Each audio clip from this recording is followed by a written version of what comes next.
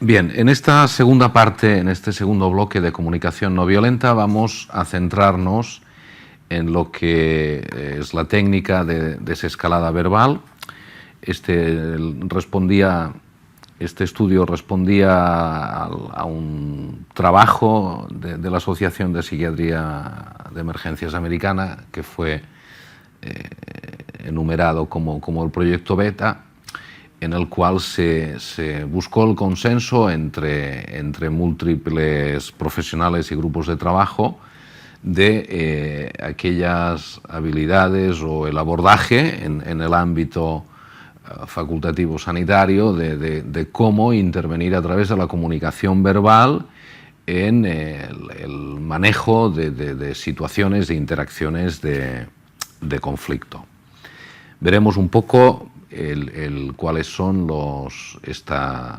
estos pasos que sobre todo se han focalizado en pacientes agitados, y en base a un criterio de clasificación, pues entendiendo como el paciente agitado de tipo leve, aquel que presenta simplemente inquietud, nerviosismo, en el cual podemos, en los tres niveles, tanto leve, moderado como grave, podemos aplicar esta técnica de desescalada, teniendo en cuenta que el grado de dificultad será mayor cuanto la agitación sea más grave.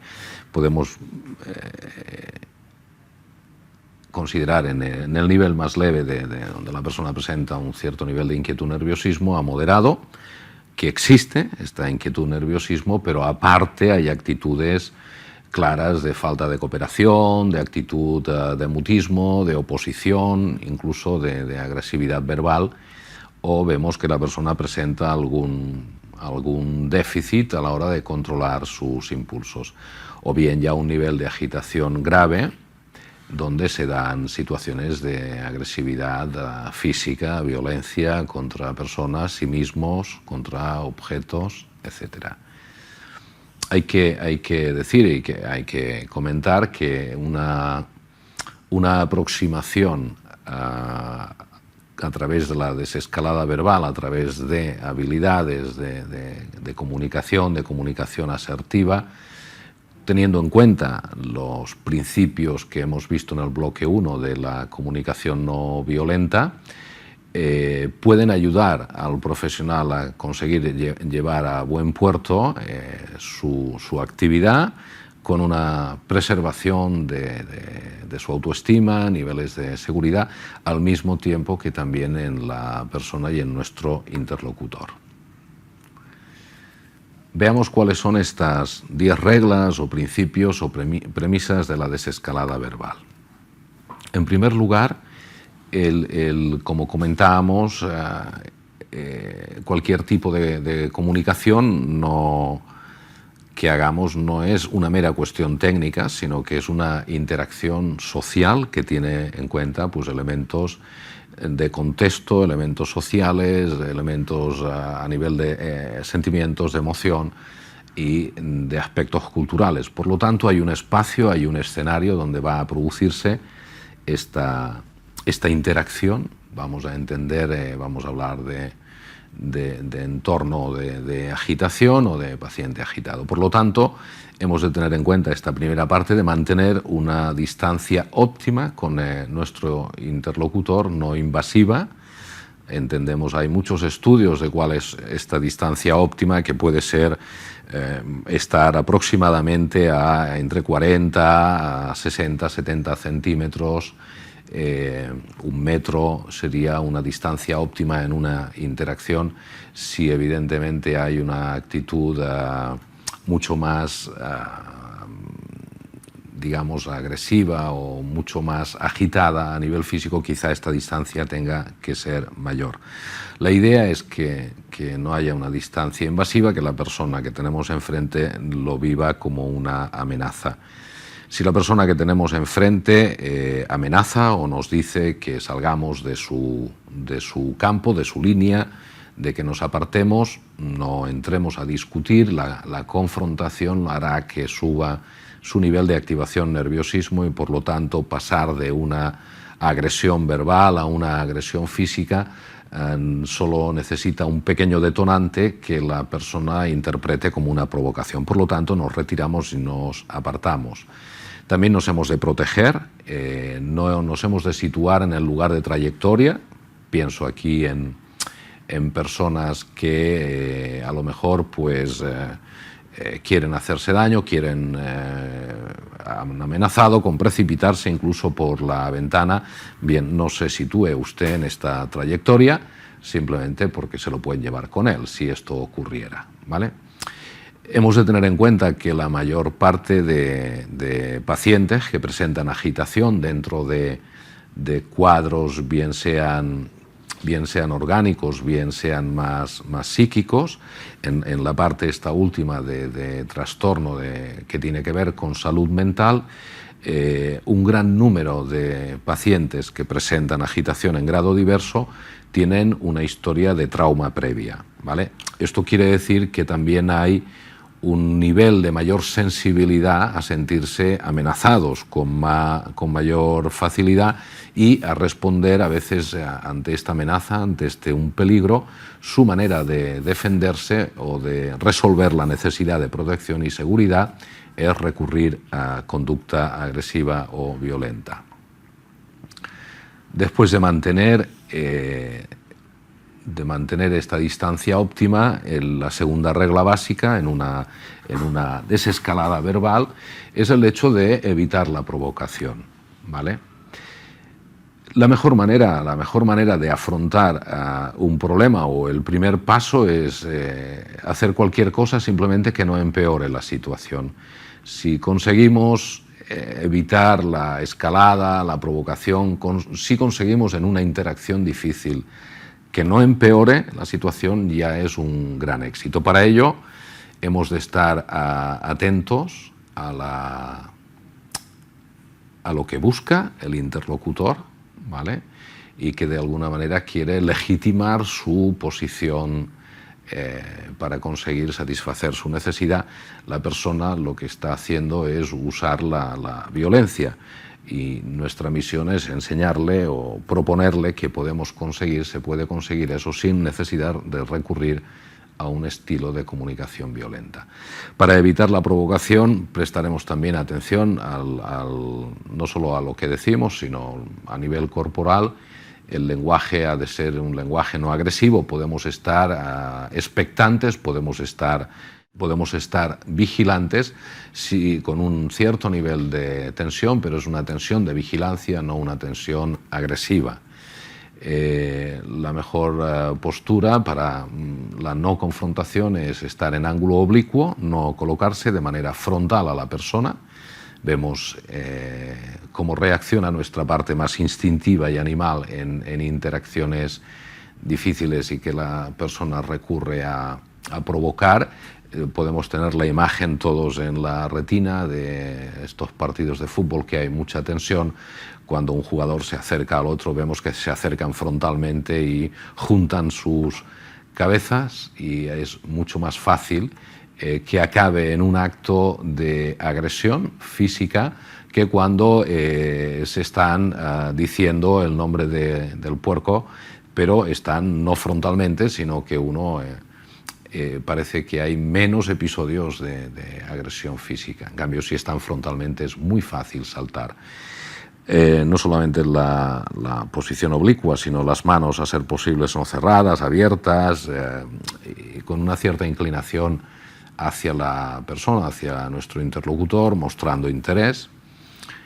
Evitar sobre todo una mirada fija o directa que puede ser percibida. La persona está hipersensible a malinterpretar cualquier tipo de conducta que pueda ser interpretada, y cuando miramos de manera fija y directa a una persona, posiblemente eso provoque un efecto y sea un detonante. Mantener una actitud calmada, una cierta tensión expectante pero calmada, con una expresión facial relajada, y sobre todo no desafiar, insultar ni humillar. Simplemente, si conseguimos evitar cualquier escalada a través de lo que decimos y cómo nuestro cuerpo de manera congruente dice lo mismo que nuestras palabras y mantenemos la calma, estaremos ayudando a contribuir a un escenario menos hostil. En tercer lugar, hemos de establecer contacto con esa persona, es decir, para llegar a buen puerto hemos de intentar conectar, hemos de intentar también a través de la palabra, a través de la comunicación verbal, llegar a conseguir los objetivos que nos proponemos, satisfacer las necesidades mutuas y llegar a buen puerto. Para ello es importante en los entornos o escenarios que se produzca esta situación, y ha de ser una sola persona la que interactúa con la persona potencialmente que puede agitarse o que presenta alguna agitación, sea leve, moderada, ha de ser una persona y esa ha de ser quien aplique un poco estos pasos de la desescalada. Todo lo que sea un escenario con demasiados focos de atención a nivel estimular lo que va a generar es una sobrecarga estimular y por lo tanto más estrés, y va a ser difícil que no escale esa comunicación violenta. Es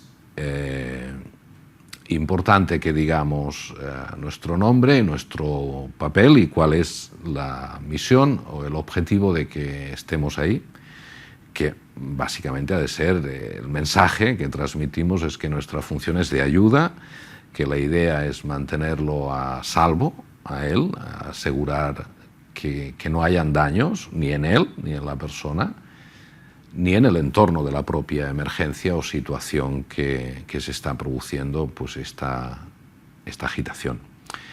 Y esta misión o este objetivo lo hemos de repetir tantas veces como sea necesario. Yo he de explicar por qué estoy aquí y qué es lo que vamos a hacer. Es importante orientar a la persona, es decir,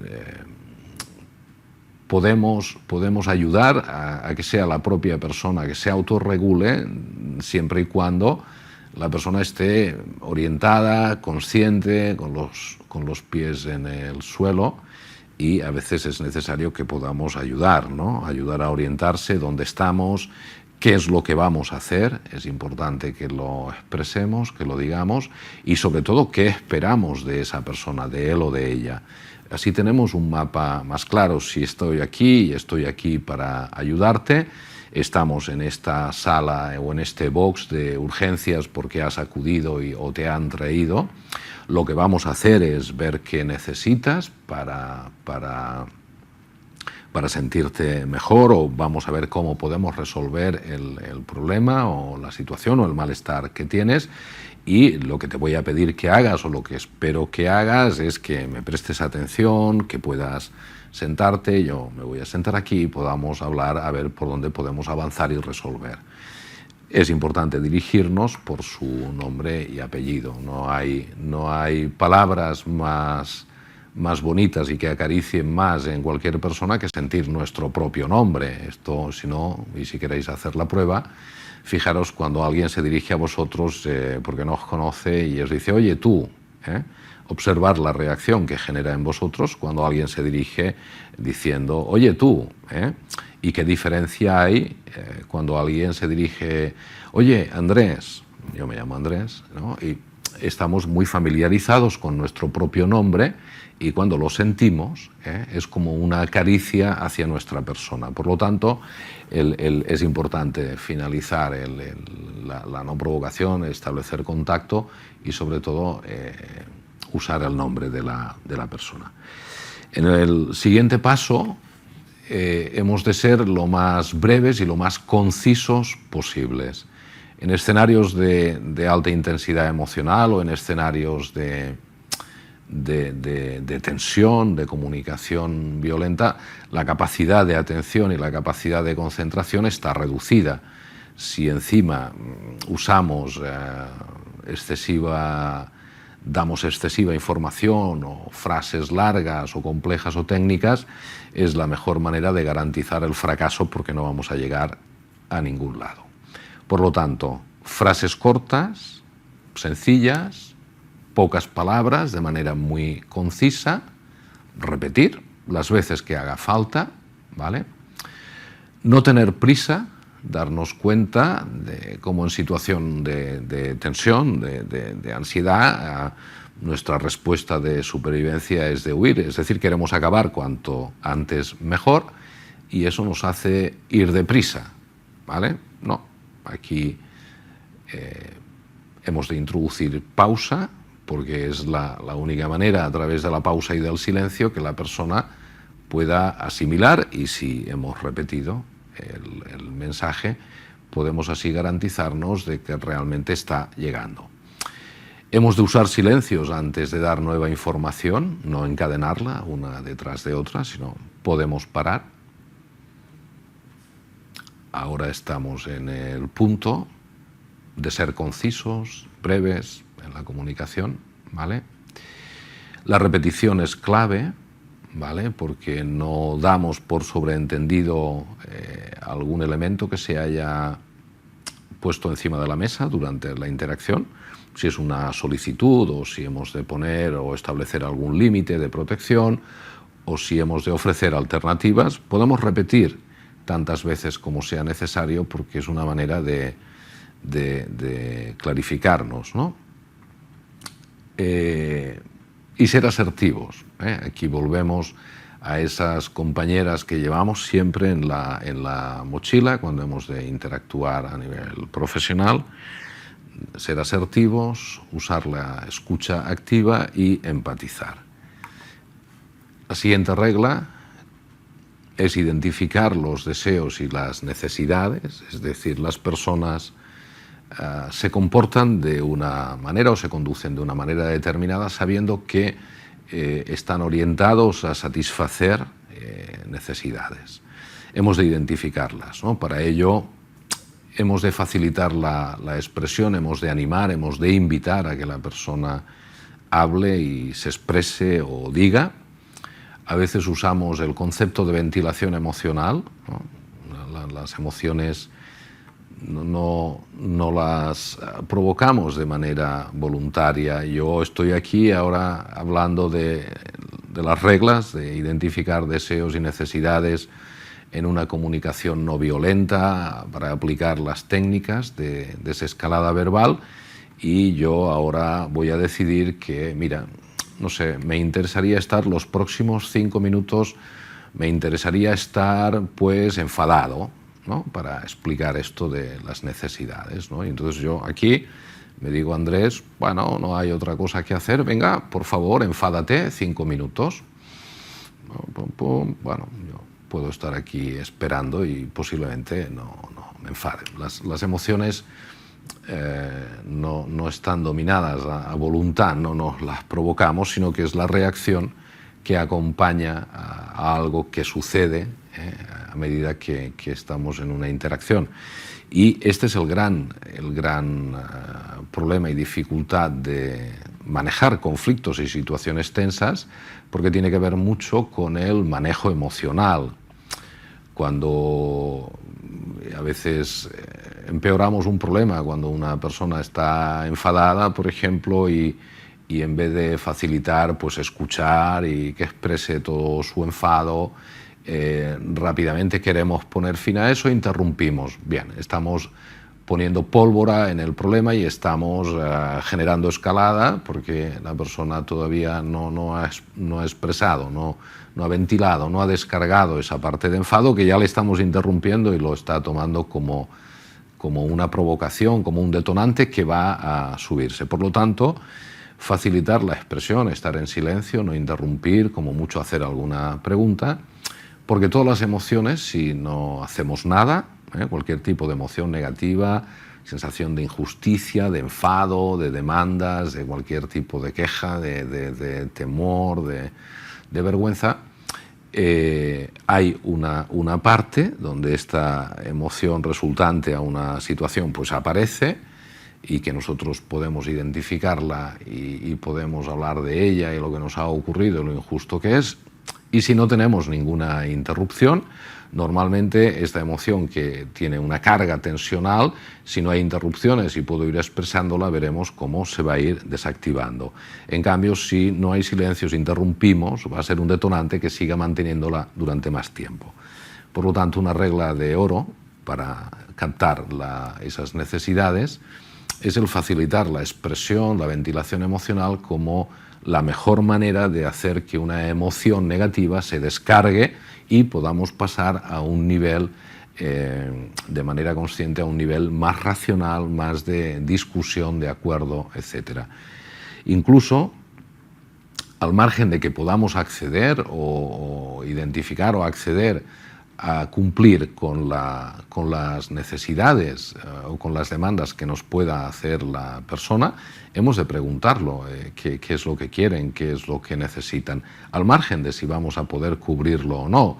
Después ya explicaremos dónde está nuestra función y hasta dónde podemos llegar, o si es razonable y podemos, pero sí es importante que sepamos lo que quiere la persona y qué es lo que necesita, ¿no?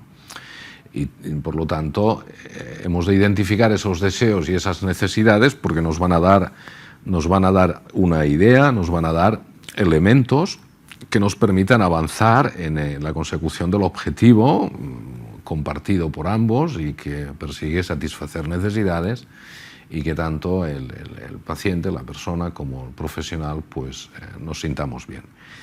A veces estos sentimientos, podemos ver que las necesidades tienen que ver, cuando una persona se muestra triste, tiene que ver mucho con situaciones de pérdida, en el caso del miedo, con el hecho de ser herido o una amenaza, y en agresión podemos ver que es el querer obtener algo, y ese estilo que hablábamos antes, parece que es más habitual un estilo agresivo, ¿no? Si necesitamos, podemos pedir. La agresión es una manera de querer garantizarse lo que estoy pidiendo. La escucha activa, que ya hemos comentado, que es una de las armas, una de las herramientas fundamentales para empatizar, ha de ser consciente, ¿vale? Hemos de reconocer que se da la escucha, y tanto de lo que dice como de lo que siente, usando las paráfrasis, preguntas. Usar la ley de Miller, asumir que es verdad lo que la persona dice, ¿vale? Con lo cual seremos menos críticos y mejoraremos el contacto. Y sobre todo mostrar un interés genuino que no sea impostado por la persona y por lo que nos está diciendo. Incluso hemos de mostrar acuerdo, ¿vale? No solamente desde el punto de vista de empatizar con aquello que nos dice o aquello que está expresando la persona, incluso hemos de ir más lejos, es decir, empatizar o estar de acuerdo con la propia resistencia, ¿no? Es decir, si la persona no colabora, no coopera, también hemos de ser empáticos con esa: entiendo que no quieras hablar conmigo. Es decir, podemos perfectamente empatizar con esa resistencia, porque no me conoces, no te sientes seguro o no confías, lo entiendo, ¿eh? A la hora de mostrar acuerdo, aquí es un punto difícil, porque rápidamente nos han educado en el mundo de la verdad, la mentira, el sí, el no, el bueno y el malo.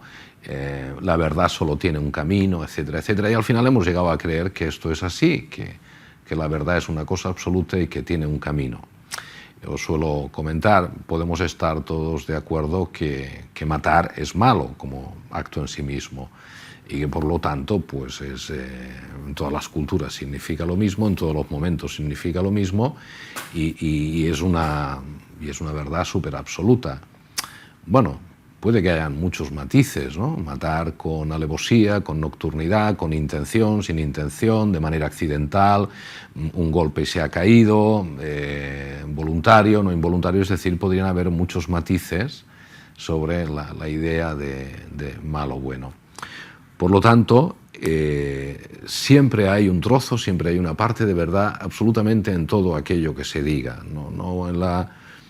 Para usar la desescalada verbal y en comunicación no violenta, no es una lucha de gallos para ver dónde está la verdad y dónde se impone, sino que si conseguimos empatizar y estar de acuerdo incluso con la propia resistencia del sujeto, de la persona, es encontrar ese trozo de verdad, ¿no? Pues es verdad, cierto lo que dices, es muy frustrante tener que constantemente estar reclamando atención, y la visita pues se retrasa mucho, es cierto, es verdad, es frustrante, y a mí me pasaría lo mismo, ¿no? También podemos manifestar acuerdo en principio, que no quiere decir yo puedo estar de acuerdo con lo que la persona está expresando y con ese malestar y con esa rabia, pero que yo exprese que estoy de acuerdo en principio con lo que la persona está manifestando, no quiere decir que yo esté de acuerdo, que le dé la razón, ¿eh? Es decir, hay acuerdos universales, es decir, es cierto, esto realmente es desagradable, ¿no?, lo que estás diciendo, pero yo no tengo por qué estar de acuerdo ni te estoy dando la razón en eso. Coincido con una idea de verdad universal. Y a veces podemos también, de manera no absoluta, estar de acuerdo, acordar, empatizar incluso con la resistencia o acuerdo con lo que nos está expresando, con la idea de que, bueno, pues es cierto lo que estás diciendo, ¿no? En ocasiones realmente es así, como dices, tienes toda la razón del mundo y lo comparto plenamente. Ahora, estarás de acuerdo conmigo que hay otras ocasiones en que a veces no es así, no siempre, ¿no? Y vemos que esta flexibilidad de huir de los absolutos y de mostrar acuerdo con una parte del mensaje del otro suele funcionar para desactivar en vez de actuar como un detonante, ¿no? Por lo tanto, hemos de intentar el acuerdo siempre que sea posible, ¿vale?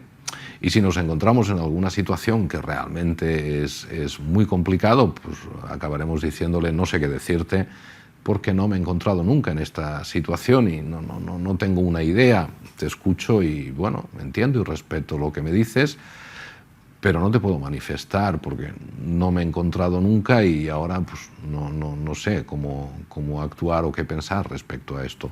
No tenemos por qué saberlo absolutamente todo.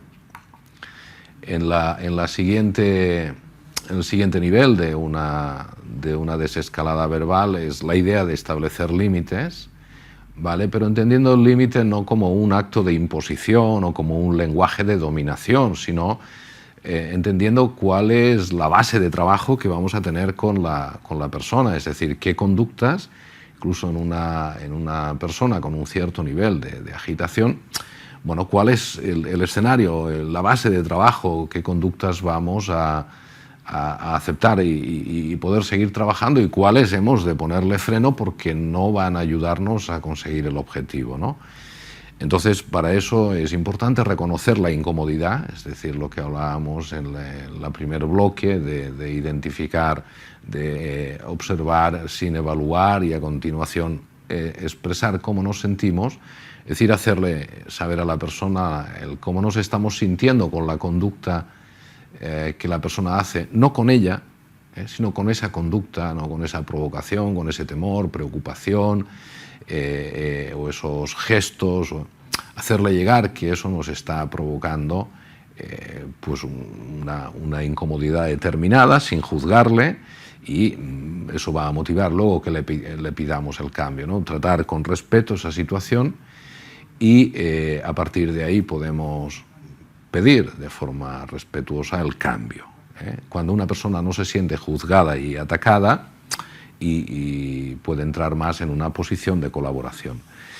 Y por descontado que los límites o estas condiciones de trabajo se pueden saltar. Entonces a veces hemos de aplicar algún tipo de consecuencia, es decir, lo que es importante es que si se viola o se salta alguna de las condiciones de trabajo que hemos establecido, que hemos hablado, la consecuencia ha de tener consecuencia, no podemos pasarlo por alto, ¿no? Pero aquello que hagamos o decidamos ha de estar relacionado con la conducta, no con la persona, con aquello que hace la persona.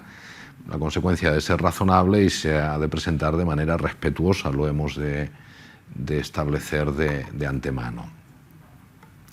Por ejemplo, golpear una pared o romper una silla puede no significar una restricción o una reclusión o una contención mecánica, ¿no?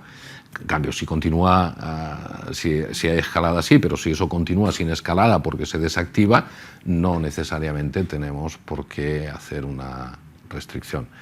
Y hemos de tender puentes para que la persona se autocontrole.